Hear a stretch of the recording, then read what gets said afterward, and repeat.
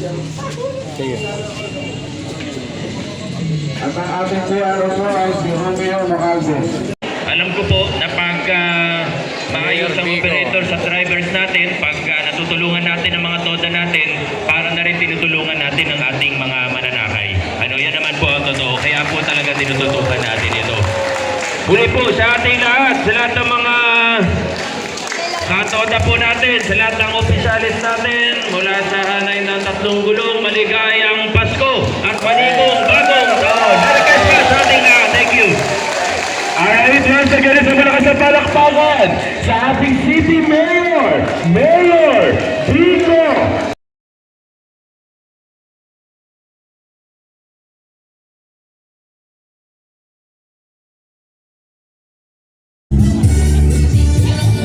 Ano na? Ayan. Ano na ang victory party ng mga nanalong 2025 eleksyon ng Pertin Toda sa Barangay ng Rosario.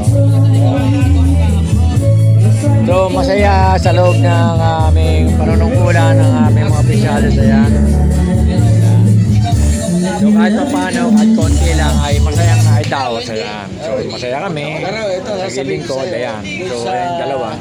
Nag-uusap yung dalawa, si Brian at saka si Chairman, Jojo Bano. Against man sila sa akin. Ayun yung yan yung Vice President.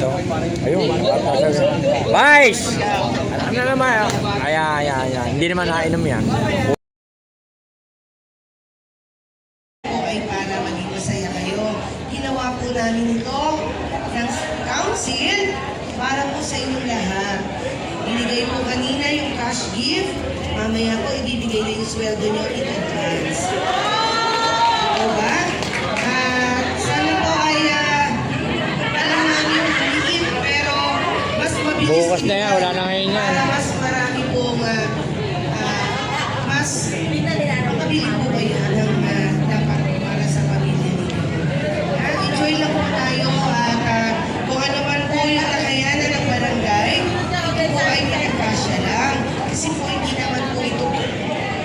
naman po kami yung nagpondo. Nandiyan na po yung pondo at pinagkasya lang po natin. Kaya wala pong catering. Food pack lang po. At meron po tayong binigay tatlong lechon.